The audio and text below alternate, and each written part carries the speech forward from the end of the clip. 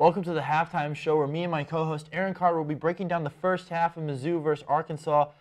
Aaron, what have you been seeing here in this first half?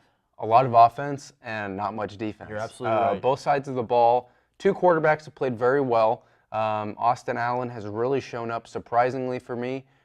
We both critiqued him a lot. You compared him to a pickle. I apologize. I don't know what kind of comparison that is, but he's played a lot better than an inanimate object, that's for sure. Drew Lock has also played very well, breaking the SEC single-season touchdown record, as well as Chase Daniel's single-season school record, correct? That is right. At 39. And so he has now 41 for the season, so he's played very well. But what have you seen from Austin Allen so far? I mean, Austin Allen has now opposable thumbs, better than a pickle. So, but I mean, you talk about Austin Allen, you see a guy who, well, you talk about this whole Arkansas team. They only before this game had 2 plays over 50 yards. Mm-hmm. Today they've had 2 passes over 2 completions over 50 yards. Both of them to Jordan Jones, and both of them were really good plays. One of them for a touchdown. I mean, it was just crazy to see how Austin Allen. The pickle I called him, I mean, I apologize again, Austin Allen, for calling you a pickle. But, I mean, to see how he just stepped up to the pressure, I mean, in that first quarter, mostly the first quarter, is seeing how he ran for a touchdown and he threw for a touchdown. Just seeing how he's been able to step up against this Mizzou team. Maybe one similarity between the pickle and Austin Allen is neither one of them have a right shoulder right now, because Austin Allen is getting nailed out of the pocket by Marcel Frazier, most namely. Allen went down earlier in the year with a right shoulder injury, and it looks like he might have re-injured it a little bit. You saw him grimacing after one hit, and the next play, he got hit again, and that ended up in an interception. So Allen has really been under duress. We talked about that offensive line for Arkansas that allowed a lot of sacks so far this year, and they've continued that trend. You're right, and I mean, we're gonna move on to the wide receiver section. I mean, of both these teams, and we look at, I mean, like I said, Jordan Jones has been the big name for Arkansas in this game, and Deion Stewart has three receptions for 44 yards for Arkansas. But we're looking at Mizzou. We see Emmanuel Hall has 2 receptions. I mean, Emmanuel Hall has similar numbers to Jordan Jones. Both guys with 2 receptions and over 100 yards receiving. And it's crazy to see both of those plays were off. I mean, Drew Lock deep ball. I mean, one of them was because of an offsides. It was a free play because Arkansas jumped offsides on a hard count, and it was just crazy to see how. Mizzou was able just to get open. I mean, just both defenses have been lackluster this first half. Emmanuel Hall's go-to is that deep ball down the sideline. The streak, he gets it every time. Both of those big touchdown catches were on that streak. Also, Jamon Moore, big drop touchdown catch in the end zone. Also, 2 drops by Jonathan Johnson. That's right. So 3 drops today. I think Mizzou is now 4th among Power 5 teams in drop passes.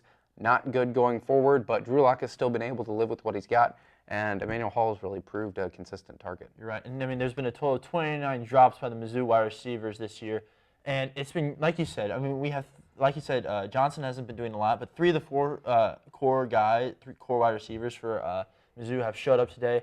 Emmanuel Hall with 2 touchdowns, Moore with, 5 catches for 52 yards. And Okwuegbunam has, I got one. He's getting it now. He, has 1 touchdown a day too. I mean, he's now leading the team in touchdowns. I want to point that out really quick. Double digits. There you go. I mean, he's really emerged as a big tight end threat, which is something that Mizzou has been needing, because back in the heyday of this Mizzou Tigers football team, they had great tight ends. You talked about Chase Kaufman earlier, Sean Culkin a couple years after that. So I mean, these tight ends have really proved crucial for Mizzou's success in the past, and a freshman in Albert, could be playing very well. About how I got that one, and you. Yeah, I was just gonna play it safe and say Albert there. But let's move to the defense, or lack thereof. So far, let's do a little quick math here. 59 points scored. I think you said the over/under was 65. 69 or 65. I can't remember exactly. Either way, almost there in 1/2 of play. Looks like we're gonna go on the over side of that. Nick Hannick would be happy about that. Yeah. So what do you think has to change on both sides of the ball defensively? For both sides of the ball, it's just going to be how much they pressure the quarterback. I mean, we saw Mizzou starting to do that at the end of the second quarter, and that's how that's how Mizzou got an interception. That's how Adam Sparks, Allen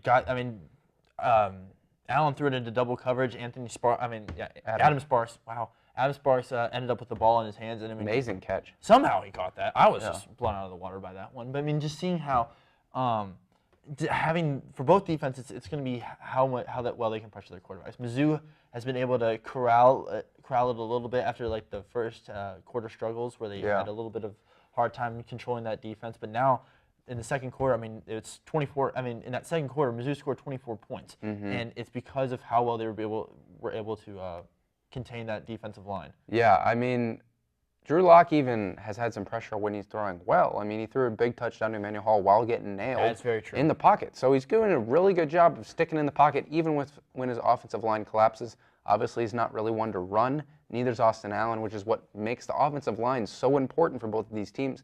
It'll be interesting to see which one steps up. Also, just the momentum for Missouri is completely in their favor right now. 3 scores at the end of the half right there in the last 7 minutes. They were down 14 for the first time since they've been down 14 at Georgia. So it's been a while for the Tigers, and they've rebounded well.